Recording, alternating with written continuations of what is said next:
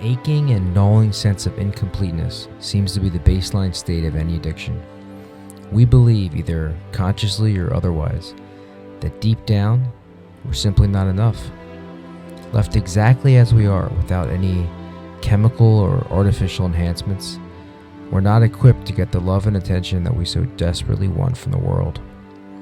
And then when the addiction gets temporarily stopped, either voluntarily or otherwise, the experience of staring into that void, into those dark recesses of the mind, is so painful and so intolerable that there might be an immediate relapse back to the old behavior, or the process gets quickly transferred to something that neurochemically satisfies the same temporary end: gambling, eating, shopping, sexual acting out, social media.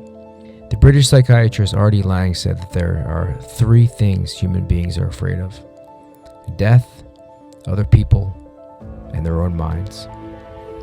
And as I'm describing this state of perpetual dissatisfaction as a salient feature of addictive disorders, I'd also have to admit that this struggle for enoughness seems to apply to most people these days.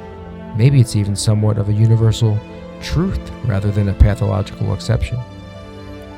But it's important to understand that in the addicted brain, that same feeling of incompleteness that most people can relate to gets magnified to the point of absolute desperation. It's excruciatingly painful, and it's a state that they'll do anything to avoid.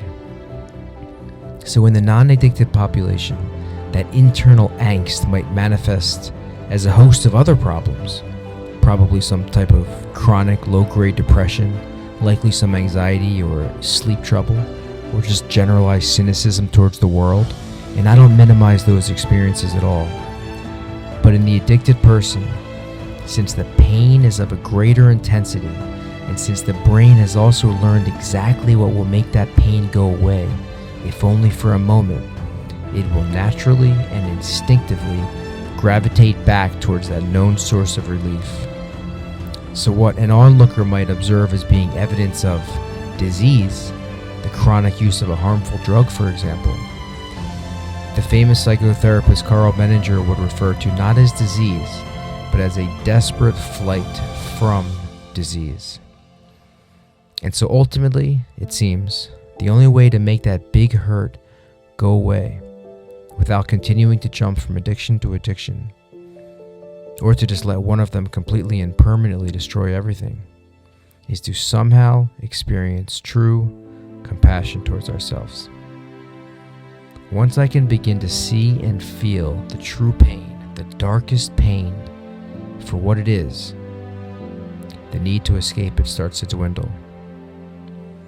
Most of this stuff got programmed into the mind a long, long time ago, and many of the details that went along with those memories have long since drifted away too. And what's left embedded are the ghosts of wordless stories that are, to one extent or another, forever part of the mind. They don't completely go away, but thankfully they don't need to completely go away. When we accept the reality of what is, for better or for worse, we can transform our relationship to the ghosts that haunt us. We don't have to take on the impossible task of erasing those addictive instincts. We can learn to live with them. We don't have to wish we were any other way than exactly how we are. We can give ourselves a break. We can let go of the judgment, and let go of the guilt, and let go of the shame. We can recognize our automatic tendency to tune out and numb and dissociate when the threat of pain becomes overwhelming. But we can recognize this for what it is. We can thank our minds when it happens, thank it for doing what it had to do when we weren't strong enough to do it on our own. And we can say thank you, but I'll take it from here. The breeding ground for all addiction is shame. The antidote for shame is compassion.